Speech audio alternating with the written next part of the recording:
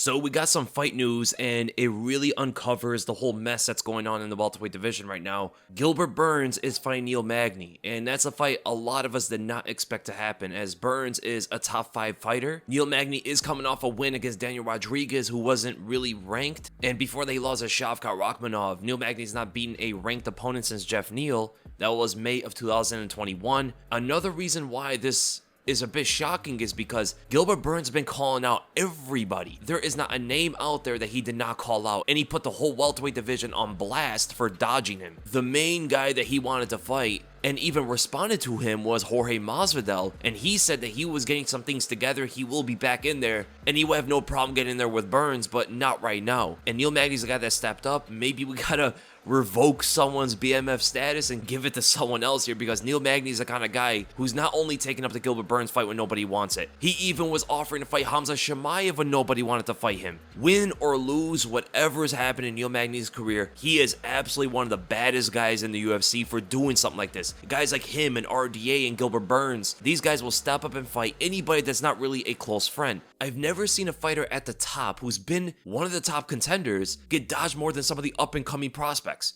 It's like everybody looked at Burns fighting Hamzat, and they were like, yeah, I don't want any problems with that guy. I don't want anything to do with him. If he's putting it on Hamzat that way, let's just move away from this guy, man, because only Usman and guys like Hamzat can deal with him. And even Usman got dropped by Gilbert Burns. The guy's an absolute problem for everybody in this division, and it seems like everybody's noticing that now. And the thing that's extremely frustrating for all of us fans is a lot of guys in the top of that division are not fighting each other. Look at Hamzat and Colby. That fight is something that a lot of fans have been waiting for the announcement of, and it's still not getting put together. Hamzat's looking to fight somebody. Hamzat's looking to fight even at middleweight, as long as it's Alex Pereira, because I do believe he did say that he's not really interested in fighting Robert Whittaker, and I don't blame him. That kind of style is very tough for him, but he even said he was willing to fight Gilbert Burns even at middleweight. No disrespect to Neil Magny, but the fact that we have Gilbert Burns fighting Magny tells us the state of the welterweight division right now, how everybody's kind of holding everything back instead of continuing their MMA careers. Leon and Usman is a foregone conclusion, right? That's the fight that's happening. We do have Shavkat fighting Jeff Neal. We do have Wonderboy versus Kevin Holland, and even Kevin Holland was looking to retire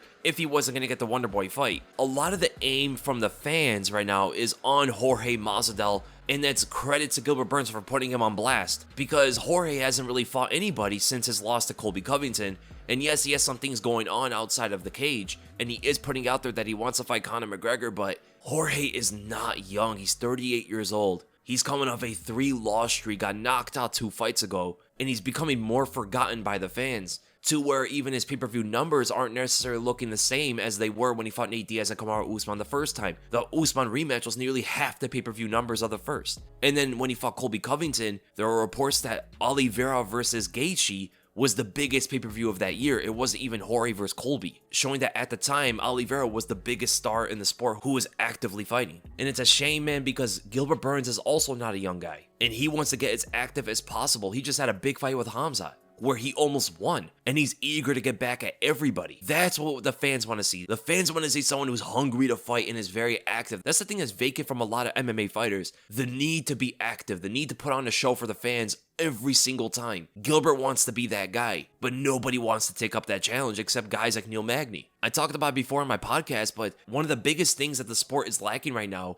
are the fighters that are willing to keep fighting, just like the boxers used to do before the 90s. Look at Mike Tyson for an example. The guy was fighting nearly 20 times a year, and because he was racking up all those knockouts, he never left the audience's mind. Everybody always knew that a Mike Tyson fight was around the corner, and they were always excited for the next one. When you have guys fighting 1 time a year, 2 times a year, they can become very much forgettable. That's why Hamza, when he bursted onto the scene originally, his name blew up because he fought twice in a week. Something that nobody does. That's what the fans want to see the most right now. It seems like when fighters start to get money, when they start to get fame, they fight less and less often. Where the boxers of the 70s and 80s, when they got money and fame, they fought just as often. It made them even hungrier to get the next paycheck and further on their status in the sport of boxing. But I do feel bad for Neil Magny. He's going to get ran right through most likely. From the striking to the grappling, there's almost nowhere where Neil Magny is going to give someone like Burns much of a problem. And Magny generally has a very tough time with guys who are heavy wrestlers, Gilbert's not the heaviest wrestler in the division, but he definitely has really good takedowns. And if it gets to the ground at any point, that fight is over. Completely over. And Burns can knock him out on the feet with an overhand. Hopefully after this fight, Burns is going to want to fight again, get active once more, continue to put everybody on blast, and get these guys to fight him.